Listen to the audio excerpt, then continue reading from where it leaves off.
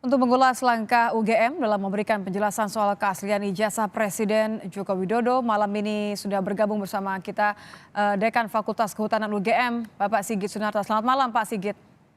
Selamat malam, Mbak. Nitya, terima kasih sudah bergabung bersama kami di Kompas Malam.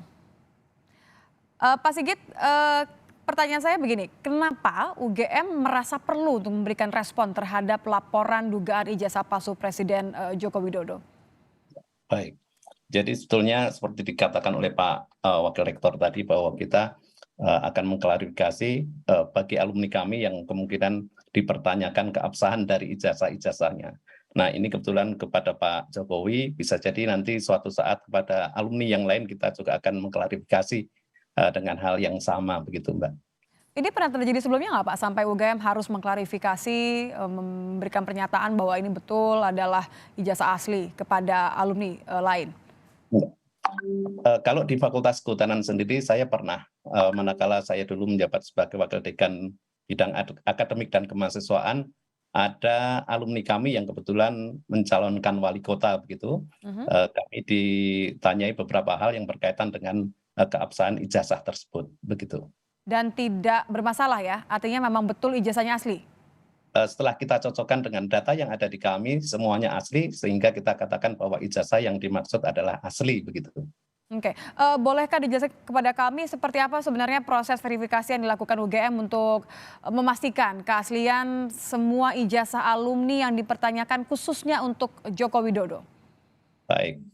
Eh, Kami di Universitas Gadjah Mada, khususnya di Fakultas Kehutanan, setiap mahasiswa punya dokumen yang disimpan di kami,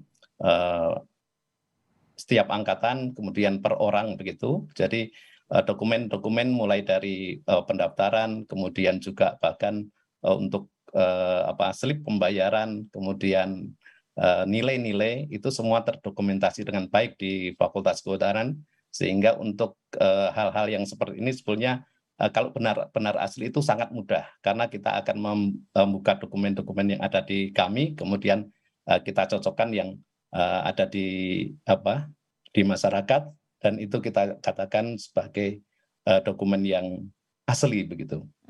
Tapi kalau tanggapan Anda soal, ini kan dibilang katanya format penulisannya yang berbeda gitu, pasti akan dengan mudah, membedakan mana yang ijazah asli, mana yang kemudian, tidak asli gitu. Ya.